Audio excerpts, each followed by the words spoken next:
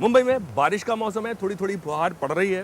मेरी आंखें भी बंद हो रही हैं बारिश की वजह से। अगर आप साइड में देखें तो यहाँ पे एक समंदर है और जिस जगह पे हम खड़े हैं ये एक होटल है। यहाँ से समंदर का बहुत ही अच्छा व्यू आता है। और हम जिस शख्सियत से आज आपको मिलवाने वाले हैं वो हिंदी सिनेमा के जाने माने कलाकार हैं। लोग उन्हें कॉमिक एक्टर कहते हैं, मगर मेरे ख्याल में किसी भी एक्टर को कॉमेडी एक्टर या ट्रेजिडी एक्टर इन दायरों में बांधना गलत होगा। तो मैं सिर्फ उनको एक्टर बोलूँगा। ये कौन है आप थोड़ी सी देर में जानेंगे। तो बात शुरू करते हैं। मैं आपसे जब मिलने से पहले मैं लिंक कर रहा था, आपके बारे में बता रहा था, तो मैं कह रहा था कि कोई भी एक्टर हमारे हिंदी सिनेमा में एक स्टैंप लगा दिया जाता है कि भाई ये एक्शन हैं, एक्शन स्टार हैं, ये कॉमेडी स्टार हैं। तो मेरे ख्याल में जितने भी एक्टर्स हैं जिन्होंने कॉमेडी की है, चाहे आप महमूद साहब से लेके आप तक हम ले लेते हैं, सबके दिल में कि ये थोड़ी सी चुभन रहती है कि यार हमें एक कैटेगरी में क्यों बांट दिया जाता है या एक हमें एक स्टैम्प क्यों लगा दिया जाता है। आपका क्या कहना है? मैं एक एक्टिंग का विद्यार्थी हूँ और कला का बहुत बड़ा रूप है।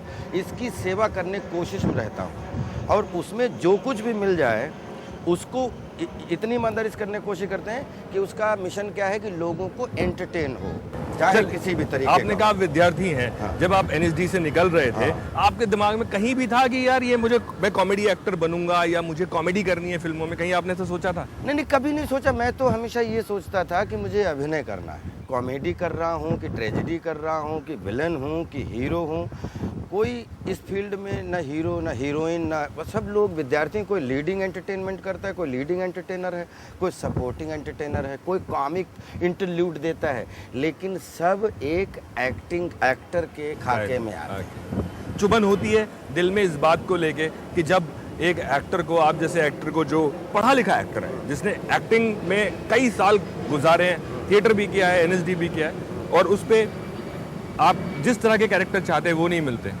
ये बड़ा अच्छी बात कही प्रशांत भाई आपने। ये इसमें एक्टर भी दोषी हैं। कैसे? मुझे ऐसा लगता है कि किसी के बनाए अगर कुछ बनता होता तो जो उद्योगपति हैं उनका बेटा ही सबसे बड़ा उद्योगपति होता, जो नेता है उनका बेटा ही सबसे बड़ा नेता होता, जो फिल्म इंडस्ट्री में है या प्रोड्यूसर हैं उनका बेटा ही सबसे बड़ा प्रोड्यूसर या एक्टर होता। कला जो है वो बहुत ब्लेसिंग वाली चीज़ है। तो राजपाल यादव का क्या संघर्ष है आज की डेट में? पिछले 10-15 साल मैंने ये सीखा कि मुझे क्या नहीं करना है। अच्छा। और क्या नहीं करने के चक्कर में आज तक यहाँ तक पहुँच गए आप लोग। इस दुनिया का एक ऐसा महान कलाकार जिसने दुनिया की सारी हाइट्स छोटी कर दी, आज से 40 गुनी कम सुविधाओं में पिछले 100-200 साल और अगले 200 साल उसका रिप्लेसमेंट नहीं दिखता, जिसका नाम था चार्ली चैपलिन साहब। पूरी दुनिया में बड़े बड़े हीरो सब लोगों ने उसको कॉपी किया।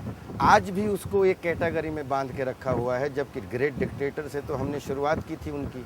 जब ग्रेट डिक्टेटर हमने देखी तो मुझे लगा कि ये बंदा राजपाल यादव तो 5 फीट 3 इंच के हैं, ये तो 4 फीट का है, और ये इस आदमी से कला जो है जो इसको नमस्कार करे। तो मुझे लगा कि पहला संघर्ष तो वहीं पे हमारा समाप्त हो गया था, जिसमें सबसे बड़ा संघर्ष होता है एक आदमी के आउटस्कर्ट में आप कैसे दिखते हो।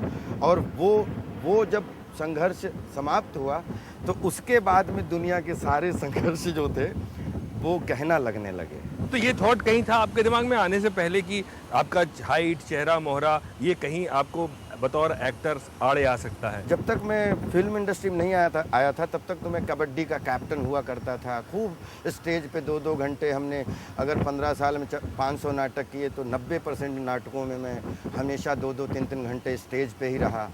तो मुझे कभी भी इस तरीके की कोई प्रॉब्लम नहीं हुई कि मैं कितना छोटा हूँ या कितना लंबा हूँ। मेरा काम छोटा नहीं होना चाहिए और काम हमेशा 500 फीट का ही हमने सोचा।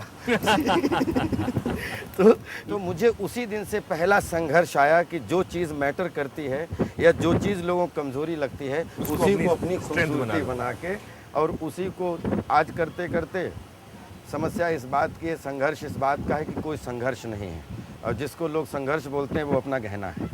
आपका जो पूरा परिवार है वो किसान है, आपके घर में लोग खेती बाड़ी करते हैं। ये दिमाग में आया कैसे और आपने हिम्मत कैसे जुटाई ये सब करने की कि शाहजहाँपुर से आप दिल्ली होते हुए बॉम्बे आ गए? हम पहले बचपन में राजनीति में भी हमने, वो जब मोहल्ले में लोग करते थे कि हम भी लोग, लेकिन पता लगा कि राजनीति में जिसके लिए खूब वोट मांगे बचपन में वो 6 महीने बाद पहचाने ही नहीं। तो मुझे लगा कि नहीं ये फील्ड भी हमारी नहीं है। लेकिन एक प्ले था, अंधेर नगरी चौपट राजा, टकासेर भाजी टकासेर खाजा और भुवनेश्वर एक रंग, वो हमारा जीवन का पहला ऐसा नाटक था जिसमें हमने कुछ 2 महीने की वर्कशॉप करके लोगों के सामने परफॉर्म किया था। और उस रात जो मुझे तालियां मिली, उसे जो सुकून मिला था, मुझे कोई दूसरा फील्ड चुनने की ज़रूरत नहीं थी। कि मैंने कहा मुझे जिस फील्ड का संघर्ष था, ये हमारी फील्ड है। अब इस पे कोशिश करूंगा कि जितना भी संघर्ष करके इसकी बारीकियों को सीख पाऊँ। 30 साल पहले अपने माँ बाप से अगर अब ये कहें कि मुझे एक्टर बनना है, तो कोई आसानी से तैयार होता नहीं था। अरे पिताजी से तो लोग बोलते थे। एक दिन बड़े एक फूफा जी हमारे हैं, पिताजी से बड़े सुस्त बैठे हुए। पिताजी ने पूछा कि क्या हुआ, कुछ समस्या है क्या? बोले नहीं, लोग मोहल्ले में बड़ा बड़ा पूरे बरेली मंडल में फैला पड़ा है कि लड़का बड़ा नाचने गाने वाला शौक पैदा हो गए। तो पिताजी ने एक बड़ी अच्छी बात बोली उस समय भी, हालांकि हमारे पिताजी अंगूठा छाप हैं।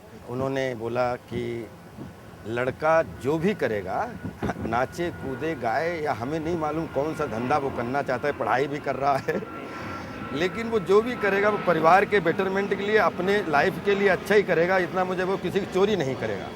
तो वो चीज़ मतलब इतनी एक बाप का सपोर्ट मिलना किसी बेटे के लिए, शायद पहला संघर्ष तो वहीं पर समाप्त हो गया था। जब आप आए और जब आपने सफलता मिली आपको, तो पिताजी के एक्सप्रेशंस, पिताजी का जो पहले वाक्य या वर्ड्स या सेंटेंस था, वो क्या था? बस गले लगाया और बोले बेटा अच्छा है, मतलब अच्छा लगा तुम्हें लोग देखने आ रहे हैं तो देखने अच्छे वे में आ रहे हैं, ये पिता को बहुत अच्छा लगा। अब जो सिनेमा है, इस सिनेमा में 2 चीजें बहुत कम हो गई, एक तो विलेन और एक कॉमेडियन। विलेन भी आजकल जो है हो गया ना। हाँ, नहीं, मेन लीड जो हीरो है वही विलेन बन रहा है और वही कॉमेडी भी कर लेता है। जब एक आदमी सब कुछ कर सकता है तो सब आदमी सब कुछ करने का मौका लेकिन मिलता है। उनको वो डायरेक्टर्स या फिल्म मेकर्स उनको उस तरह से देखते हैं। फिर इसमें एक्टर की भी जिम्मेदारी बनती है, वो भी जिद्दी बन जाए कि 12वां खिलाड़ी बन के नहीं खेलूंगा। एंटरटेनमेंट के स्टेडियम में 11 खिलाड़ियों में चाहिए, बॉलिंग हो तो बॉलिंग करेंगे, बैटिंग हो तो बैटिंग करेंगे और फील्डिंग हो तो फील्डिंग करेंगे। इन्हीं तीनों चीज़ों के लिए ताउम्र संघर्ष करेंगे। सलमान कॉमेडी कर सकते हैं, एक्शन कर सकते हैं, अक्षय कॉमेडी कर सकते हैं, एक्शन कर सकते हैं, बच्चन साहब सब कुछ कर सकते हैं, लेकिन राजपाल यादव विलेन क्यों नहीं बन सकते? राजपाल यादव सीरियस कैरेक्टर क्यों नहीं कर सकते? जैसा आपने इनको इनकी फिल्म में देखा होगा, मैं मेरी पत्नी और वो, मैं मेरी पत्नी दूसरी भोपाल प्रेयर फॉर रेन, बहुत मैं माधुरी दीक्षित बनना चाहती हूँ। हमें याद है कि एक कैटेगरी में बेस्ट एक्टर के लिए, जहाँ बड़ी बड़ी फिल्में, वहाँ एक छोटी सी फिल्म मैं माधुरी दीक्षित, वो बेस्ट एक्टर के लिए नॉमिनेशन में थी। दूसरी तरफ हंगामा बेस्ट कॉमेडी एक्टर के लिए नॉमिनेशन में था। तो आई थिंक हमने कभी भी कॉमेडियन की सेवा नहीं की, ना ही अगर हमने वो किया होता तो हम पिछले 15 साल में हज़ारों हजार शो करके हज़ारों हजार और तरीके काम कर चुके होते। जैसा सोचा था वैसा ही पाथ बन रहा है। I am very happy. और ये संघर्ष जो मतलब हमें मालूम है कि पिछले 10-15 साल में ये फिल्म आसान नहीं थी। जब बोलते हैं ना कि जो चीज़ आसान ना हो और वही आपके जीवन का शौक हो, तो कांटों से खेलते रहिए तो रास्ते तो अच्छे, फिर कांटे भी आपको एक बिछौने का रूप करने लगते हैं। चलिए, कॉमेडी के खिलाड़ी राजपाल यादव, इनके साथ हम बातचीत जारी रखेंगे। अभी आपके कुछ फैंस जो हैं वो इंतजार कर रहे हैं और चाय भी पी लेते हैं। आप प्लीज देखिए, ले लो भाई, ले लो। अब देखो ये कंधे कैसे हक से रख देते हैं, और पता नहीं हाथ धोए कि नहीं इन्होंने।